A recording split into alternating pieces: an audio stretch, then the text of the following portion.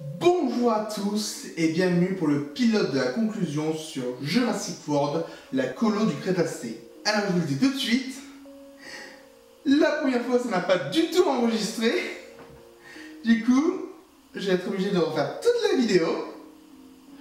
Ça me saoule légèrement. Ça va peut-être jouer sur l'appréciation de la série. Il y a des bons points, mais je les dirai en dernier parce qu'on va d'abord se concentrer sur les points qui fâchent. Et sur ce qui m'énervait en voyant le premier épisode et qui s'est affirmé tout au long de la saison, la série est affreusement prévisible. Toutes les ficelles, on savait quand elles allaient être tirées, ce qui allait se passer. Et c'est dommage, parce que on aurait pu avoir quelque chose de bien. Mais non, il a fallu vraiment qu'on prenne des grosses ficelles et qu'on fasse quelque chose de très moyen. Autre chose que j'avais prédit, les personnages sont des stéréotypes tout simplement, et c'est dommage. Alors oui, ils essaient de leur donner un semblant de personnalité des fois, ils essaient aussi de leur faire tisser des liens, d'avoir des belles relations de personnages, mais non, ça ne marche pas. Tout simplement pour une seule et unique raison, c'est des stéréotypes, rien de plus. Et c'est dommage. Quand on a un scénario prévisible et des personnages stéréotypes, c'est moyen. Autre chose qui saoule légèrement, la mascotte. Vous n'avez pas besoin de mascotte, elle ne sert à rien dans le récit si ce n'est mettre en danger les héros et les ralentir. Elle ne servait à rien. Et le seul truc que j'aime bien chez elle, c'est qu'elle est trop mignonne comme mascotte. Honnêtement, je veux bien une peluche petite bosse parce que elle est super mignonne. J'ai envie de l'avoir avec moi. Mais ça aurait été encore mieux qu'elle serve le récit. C'est dommage. Le point qui vraiment me saoule, c'est quoi cette sécurité dans ce parc de merde? La série le dit elle-même, et quand la série a conscience d'un de ses problèmes, c'est vraiment qu'il y a un problème. Rien dans le parc ne fonctionne. Pourquoi? Ça en devient pénible à force. C'est vraiment, oh tiens, ils ont fait un truc. Il va y avoir un problème. Ah bah je l'avais dit. Et c'est même pas toujours à cause d'un dinosaure, hein. C'est le parc qui est comme ça. Et puis, juste un truc. On est d'accord que s'il y a une colo Crétacé, c'est une idée des gestionnaires du parc. Pour faire plus de ventes peut-être. Du coup, c'est important. C'est la première écolo Crétacé en plus. Vous avez une influenceuse. Une influenceuse qui peut permettre d'avoir beaucoup de clients d'un coup ou de démolir la réputation de votre parc. Vous faites tout pour la laisser crever ou quoi? Parce que là, honnêtement, dès qu'il y a un problème, personne ne pense à la colo. Il n'y a que les deux animateurs. Non!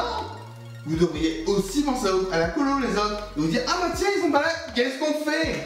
N'importe quoi.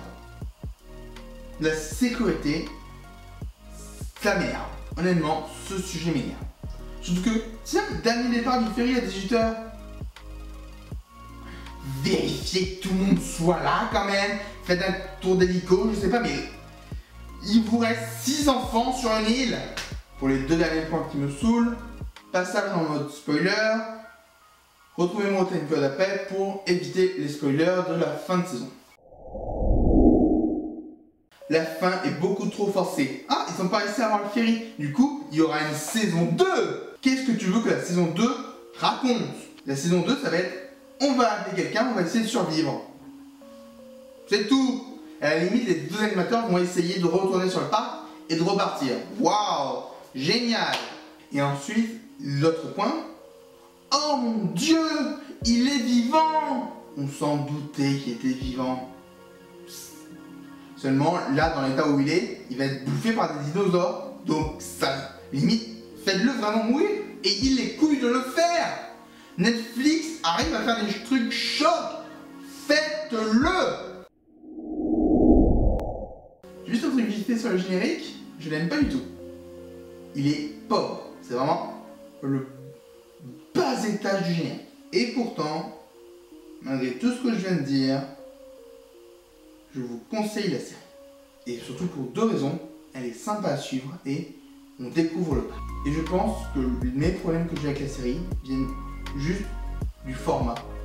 Parce qu'on aurait eu un format de un épisode, une aventure, une attraction, ça aurait été nickel. On aurait découvert le parc et voilà, les personnages stéréotypés, on s'en serait foutu. La mascotte inutile, elle ne l'était plus. C'est juste une mascotte, ça fait plaisir à voir. On pouvait même l'intégrer dans les scénarios d'épisodes. Ça aurait été nickel. On n'aurait pas eu besoin de forcer cette saison 2. La série aurait peut-être été prévisible, mais on s'en foutrait. Ça aurait été nickel. Et surtout, moi ça me pose un problème. Parce que souvent, on dit que Jurassic Park a deux timelines. D'un côté, Jurassic Park 1, 2 et 3. De l'autre côté, Jurassic Park 1, Jurassic World 1, Jurassic World 2. Pour moi, il y a une seule timeline. Mais dans cette timeline, on le met où la colo du Crétacé? Parce que si on la met en même temps que Jurassic World 1, parce qu'on peut pas le mettre après, dans ce cas, si on le met à ce moment-là, ils sont où tous les intervenants? Hein, et même l'Indominus Rex, ils devraient pas être aux mêmes endroits des fois. Et deuxième chose, si on le met avant, ça veut dire qu'il y a déjà eu l'Indominus Rex qui s'est échappé une fois, qu'il a déjà fallu évacuer l'île une fois, et vous avez encore le parc ouvert? Non, ça marche pas. Alors qu'une série épisode par épisode sans grande menace, nickel. On pouvait les mettre avant Jurassic World 1, ça aurait été nickel. On aurait pu revoir Henry Wu, super. On aurait pu voir Claire, on aurait pu voir Masrani, nickel. Ça aurait été super.